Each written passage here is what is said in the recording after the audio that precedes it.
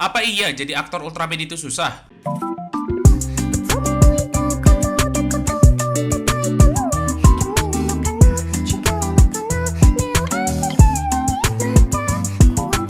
Pasti kalian pernah nih ngelamun ngebayangin jadi MC di series Ultraman. Dan ngebayangin juga gimana rasanya jadi aktor Ultraman. Dan ada yang nanya nih, seberapa susah jadi aktor Ultraman? Nah, sekarang gue mau bahas seberapa susah jadi aktor Ultraman. Tapi di sini itu cuma dari pandangan gue aja ya. Tapi kalau ada yang lebih tahu, bolehlah ditambahin di kolom komentar. Jadi, langsung aja kita ke pembahasannya. Kesulitan yang pertama, hafalin skrip atau naskah yang banyak. Jadi aktor di series Ultraman jelas gak gampang, karena banyak banget kalimat atau percakapan yang harus dihafal.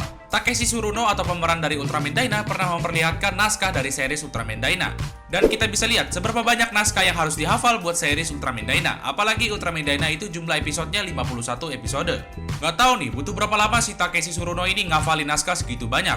Gua aja yang ngafalin materi buat ujian masih suka lupa-lupa, apalagi disuruh ngafalin naskah yang segitu banyak.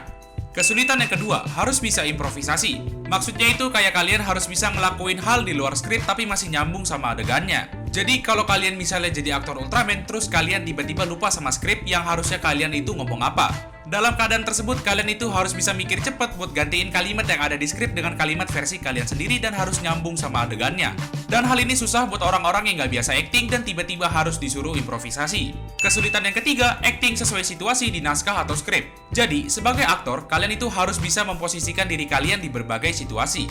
Di series Ultraman juga kan pasti ada beberapa situasi yang ngeharusin aktornya itu memposisikan dirinya di situasi tersebut. Kayak misalnya, kalian harus acting marah, acting nangis, atau bahkan acting jadi orang gila kayak Aizen Makoto di Ultraman Road. Mungkin kalau acting marah lebih gampang ya, apalagi kalau sebelum acting itu abis lustrik, itu sih marahnya bukan acting lagi. Kesulitan yang keempat, harus bisa bela diri. Mungkin ini nggak harus kali ya, tapi kayak bisa dasar bela diri dulu sebelum jadi aktor Ultraman. Karena kan kalau jadi aktor Ultraman ada di beberapa episode yang aktornya itu berantem dalam wujud human form atau human host-nya. Nah, itu kan dilakukan oleh aktornya sendiri. Mungkin ada juga beberapa yang digantiin sama stuntman buat di beberapa adegan. Kesulitan yang kelima, fisik harus ekstra kuat. Jadi aktor Ultraman juga harus kuat fisik. Karena jadwal syuting dari series Ultraman kan banyak dan mungkin juga syutingnya itu durasinya lama. Dan mungkin juga itu hampir dilakukan setiap hari.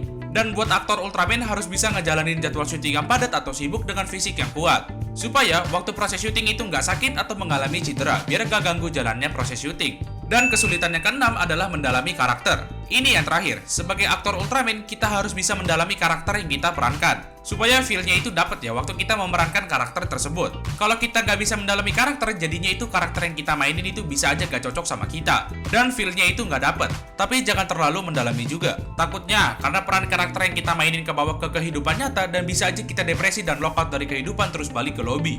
Jadi menurut gue segitu aja, sesulit apa buat jadi aktor Ultraman. Kalau gue sih nggak pengen jadi aktornya, pengennya jadi Ultraman-nya. Dan segitu aja buat video gue kali ini. Dan buat kalian yang belum subscribe dan like, boleh di like dan subscribe buat channel ini. Dan sampai jumpa kembali di video selanjutnya.